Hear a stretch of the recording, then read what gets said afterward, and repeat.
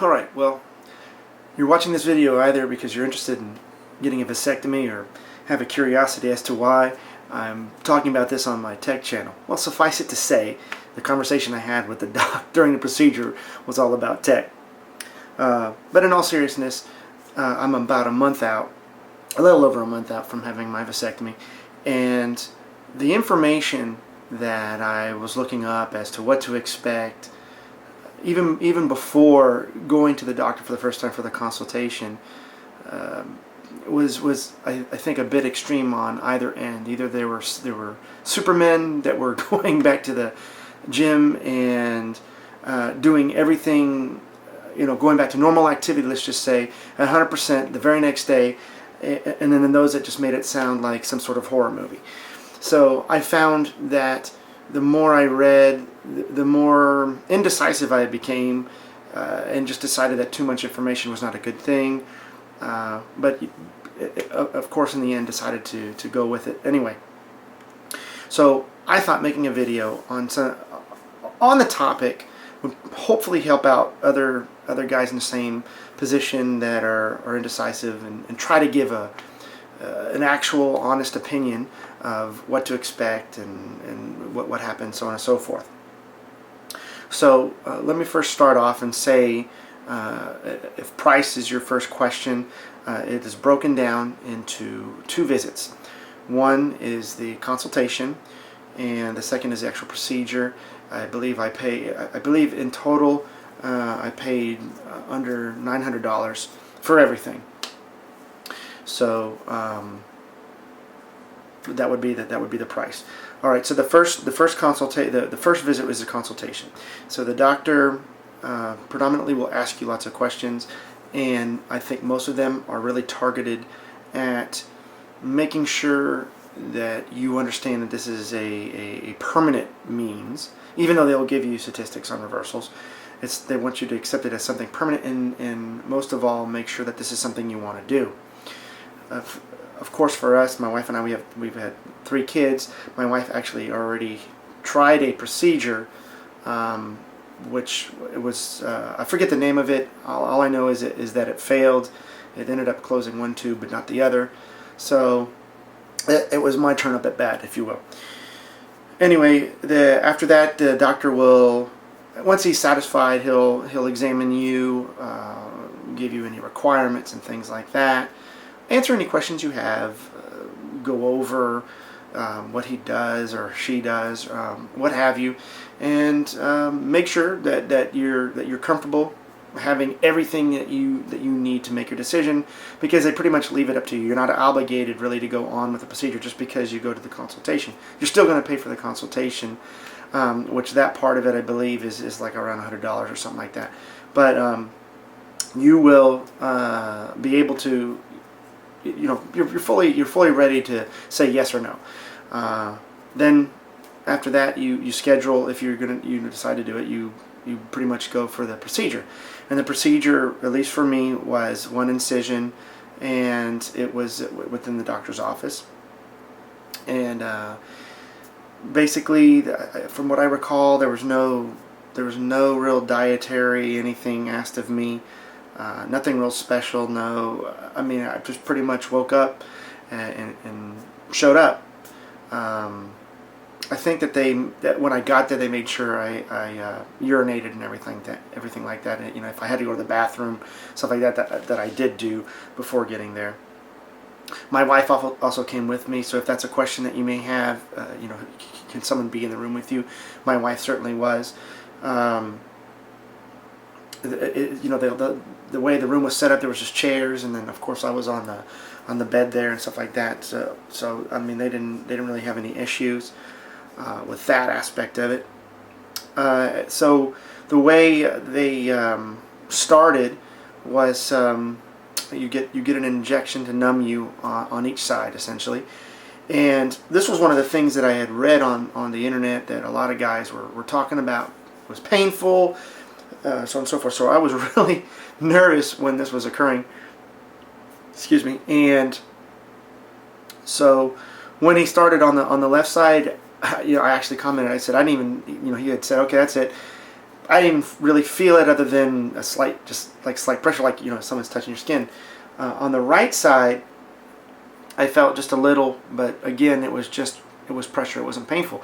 So after the doctor had done that, I had actually stated, oh, wow, that went painless. And I said, and I had told the doctor, I had read that it could be painful, and he said, well, sometimes there could be an instance where you will feel more pressure than not, but it should not be painful in any way. But he said he's heard other procedures, I guess, where the actual pressure was felt.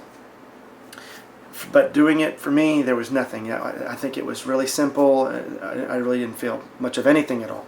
And certainly after getting the injections down there, I really didn't feel anything. The procedure is really quick. It was, I want to say maybe 15 minutes, something like that. Now, I was, of course, in the doctor's office longer than 15 minutes, wait time, signing whatever paperwork was there, and paying, and waiting for the doctor to come in. But the actual procedure itself was very quick. So you really don't feel anything, and then I started having a conversation with a doctor. We were talking about tech after all, and he does one side, then he does the other, essentially. And really, the only time I felt a little something, and let me say this now, I felt no pain whatsoever. I just felt odd pressure on my right side that, ironically enough, when I started to tell him, hey, I'm starting to feel something, he said, oh yes, you're going to feel relief of the pressure now. And sure enough, it was. But no pain or what have you. And the creepiest part about it is when they cauterize you'll see the gun, and you smell it and see the smoke, and that's pretty creepy. But it's left at that. Pretty much the doctor will wrap it up and give you a bunch of gauze and tell you to take it easy. If you sit up, if you feel dizzy, to take as much time as you need for recuperating. I sat up, and I could see where they said, well, you could feel dizzy, because I was slightly lightheaded, but not enough to stop me from getting up and walking out. So you have a bunch of gauze supporting you underneath, and it is recommended to have tighter underwear, if you will, so it would support the gauze. You want support, because the part where I disagree with the Superman of this is that I think recouping is not as easy as some of these Superman guys are talking about. Even if I would not, as a programmer, sit in my chair the next day or the day after. I would at least have taken 2 days, because it was kind of annoying. It was like a dull pain, like you've been kicked. Like you've been kicked in the nuts. But it was a low, monotonous pain that eventually would subside. I was not prescribed any painkillers. The doctor said if the pain did become too much to manage, that he would, but it was not unbearable. So you're going to have swelling. You're going to have discoloration. The swelling is kind of annoying because you walk funny, and you're going to sit down and take it easy. Certainly, that's what I did. Went home, wife pampered me, and sat on the couch, ice packs. And I did the ice packs for a good, I think 2.5 days I did ice packs. And I took it real easy. There's no way in hell, like some of these guys said, that I was able to even go to the gym or think. Because quite frankly, you can do things, you can, I guess if you wanted to put up with it, you could do light work, if you're in your office or, something but I don't think, from my opinion, I wouldn't in the first 2 days. I guess if you just can bear more, maybe, but you're going to be walking funny and you're going to need, support. But let me say this. You can, walk about the house lightly and do other things. But if you do anything strenuous, even yell like at the kids, you're gonna feel it. They will remind you that what you've done essentially. It'll become a bit painful if you strain yourself. I was able to resume activity within. I did go back to the gym a week later. So 7 days. So 7 days later, I went back to the gym. Started lifting weights and stuff like that. And I was not at 100% though.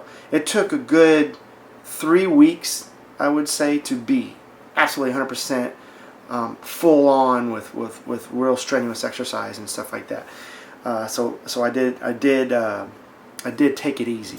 I would say, for 3 weeks, and each day going forward, taking less and less easy, and taking on more, so on and so forth. But I just don't see how you're gonna go back to life as normal the day after, or even 2 days after. That to me was just not. There's no way. Having support and the gauze pads was very comfortable. Just, I can tell you, as a means, the ice becomes annoying 20 minutes on, 20 minutes off, because the ice itself being too cold will start to kind of cause a dulling pain just because of the cold. But taking a shower and things like that, you're gonna take it easy. As soon as they drop, you're gonna feel something. I sure did when I went in the shower. So that's just something to. It's not. Nothing is a sharp pain. It's just a dull, monotonous pain that comes on if you strain, and then will subside if you take it easy. So that's what I want to. It's not severe out of control. It will subside if you take it easy, but it will return if you strain yourself. So I hope that covers. I'm trying to think of it. If I left anything out off the top of my head.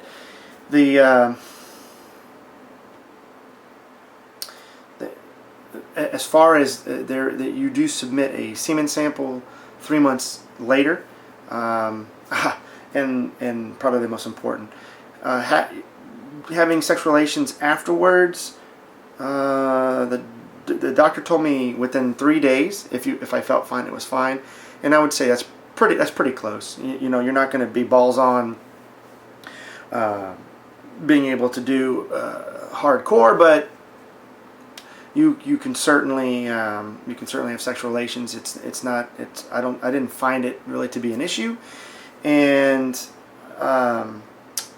as far as function or how the amount that comes out, we haven't noticed any difference, to be honest with you. So to me, there's just no change on the sexual side of it post the operation. I think it's more of a liberating experience, not to worry about pregnancy afterwards. So I hope that covers all the bases and what to expect. I'll be happy to answer any comments below for anything I left out, because I'm kind of just doing this off the cuff with time constraints and things like that. Anyway, thanks for watching.